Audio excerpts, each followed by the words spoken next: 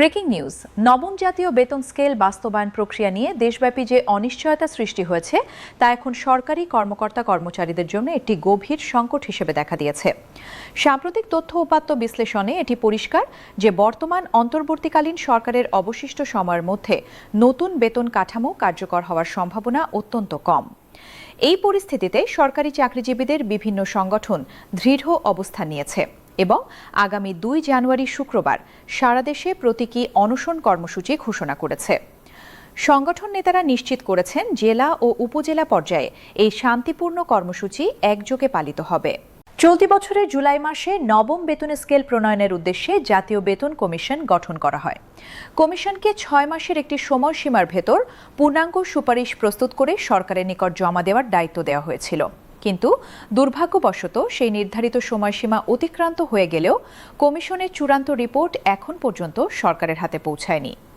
এই অস্বাভাবিক বিলম্বের কারণে কর্মচারী সংগঠনগুলো গত ৩০ নভেম্বরের মধ্যে সুপারিশ জমা দেওয়ার জন্য তাগিদ দিয়েছিল, কিন্তু সেই তারিখও পেরিয়ে গেছে এবং বাস্তবায়ন প্রক্রিয়া এখন সম্পূর্ণ অনিশ্চয়তার মধ্যে রয়েছে।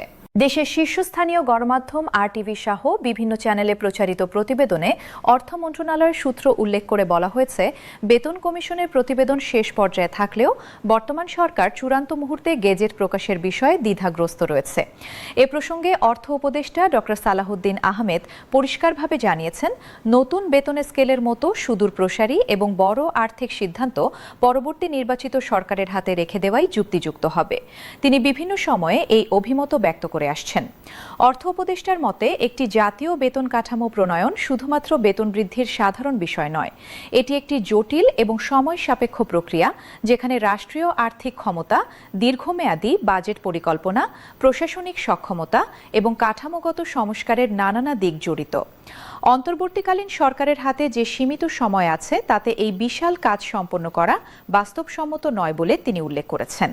নির্বাচন কমিশনের প্রকাশিত সময়সূচি অনুযায়ী আগামী ২২ জানুয়ারি থেকে নির্বাচনী প্রচারণা আনুষ্ঠানিকভাবে শুরু হবে। অন্যদিকে বেতন কমিশনের চূড়ান্ত সুপারিশ জানুয়ারির দ্বিতীয় সপ্তাহে জমা পড়ার সম্ভাবনা দেখা যাচ্ছে। অর্থাৎ কমিশনের কাছে রিপোর্ট প্রস্তুত থাকলেও তা চূড়ান্ত করে সরকারের কাছে পৌঁছাতে জানুয়ারির মাঝামাঝি সময় চলে যাবে। দ্বিতীয় সপ্তাহে রিপোর্ট জমা এবং ২২ তারিখ থেকে প্রচারণা শুরু হলে মাঝখানে মাত্র কয়েকটি দিন সময় পাওয়া যাবে। এত বড় এবং গুরুত্বপূর্ণ একটি প্রতিবেদন পর্যালোচনা করা, মন্ত্রিপরিষদ থেকে অনুমোদন আনা এবং গেজেট প্রকাশ করা এই সংক্ষিপ্ত সময়ে প্রায় অসম্ভব বলেই বিশেষজ্ঞরা মনে করছেন।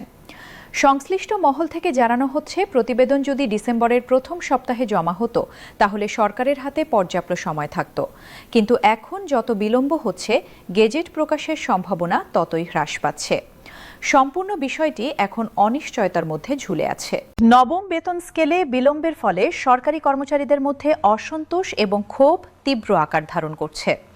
কমিশনের ভেতর থেকে পাওয়া তথ্য অনুযায়ী প্রস্তাবিত খসড়ায় বর্তমানের ২০টি গ্রেড কমিয়ে ১৩টি করার পরিকল্পনা আছে। এটি বাস্তবায়িত হলে সরকারি চাকরিতে একটি বড় ধরনের কাঠামোগত পরিবর্তন আসবে। তবে এই পরিবর্তন নিশ্চিত করতে আরও কয়েকটি বৈঠক অনুষ্ঠিত হওয়া প্রয়োজন। এই তথ্যের সত্যতা এখনও নিশ্চিত নয়, কারণ কমিশন এখনও আনুষ্ঠানিকভাবে কিছু জানায়নি। সূত্র জানাচ্ছে, বেতন স্কেল চূড়ান্তকরণের আগে আরও ৩টি পূর্ণাঙ্গ সভা হওয়া বাকি। এই সভাগুলো সমাপ্ত হলে তখন চূড়ান্ত সিদ্ধান্ত সম্পর্কে জানা যাবে। এর মানে কমিশনের কাজ এখনও শেষ হয়নি।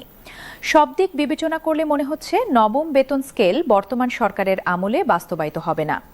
এই বড় আর্থিক সিদ্ধান্তের দায়িত্ব পরবর্তী নির্বাচিত সরকারের ওপরই বর্তাবে।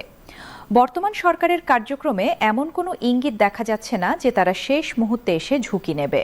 কর্মচারী সংগঠনের নেতারা তবুও আশা ছাড়ছেন না। তারা মনে করছেন, ধারাবাহিক চাপ প্রয়োগ করতে পারলে বর্তমান সরকারকে দিয়ে গেজেট প্রকাশ করানো সম্ভব হতে পারে। বিশ্লেষকরা বলছেন, দীর্ঘদিন ধরে সরকারি কর্মচারীরা নতুন বেতন স্কেল থেকে বঞ্চিত রয়েছেন। তাই নির্বাচিত সরকার ক্ষমতায় এলে অগ্রাধিকার ভিত্তিতে বেতন স্কেল দিতে পারে। তবে সেটা বর্তমান কমিশনের সুপারিশ মতো হবে নাকি নতুন করে পর্যালোচনা হবে তা দেখার বিষয়। নিম্ন এবং মধ্যম পর্যায়ের সরকারি কর্মচারীদের মধ্যে হতাশা, ক্ষোভ এবং অসন্তোষ ক্রমাগত বৃদ্ধি পাচ্ছে। জীবনযাত্রার ব্যয় বৃদ্ধি পাচ্ছে, মূল্যস্ফীতি বাড়ছে, কিন্তু বেতন স্থির রয়েছে। গত কয়েক বছরে নিত্য প্রয়োজনীয় পণ্যের মূল্য উল্লেখযোগ্যভাবে বেড়েছে, কিন্তু তাদের আয় একই জায়গায় আটকে আছে।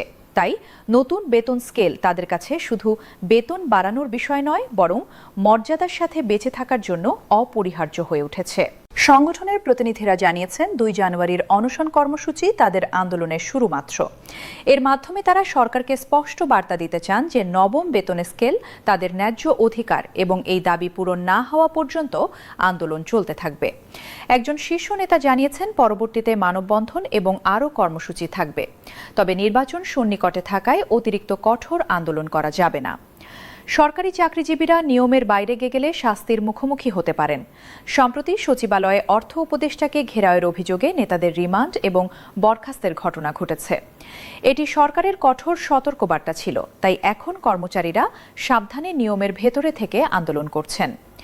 বেতন স্কেল বাস্তবায়ন এখন মূলত প্রধান উপদেষ্টার সদিচ্ছার ওপর নির্ভরশীল।